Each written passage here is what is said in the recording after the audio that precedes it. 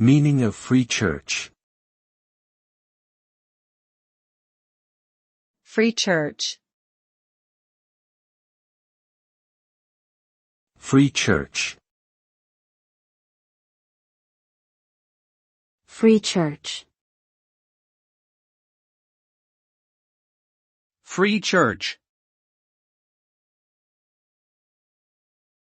The term free church generally refers to a Christian denomination that is independent from state control. It originated in Scotland during the 19th century as a response to the government's attempts to impose a state church on all citizens. Free churches believe in the separation of church and state and emphasize the importance of individual conscience and personal commitment to faith. They typically have a congregational form of governance, where decisions are made by the members themselves rather than a central authority. The term has been adopted by various denominations worldwide, including Presbyterian, Baptist, and Pentecostal churches.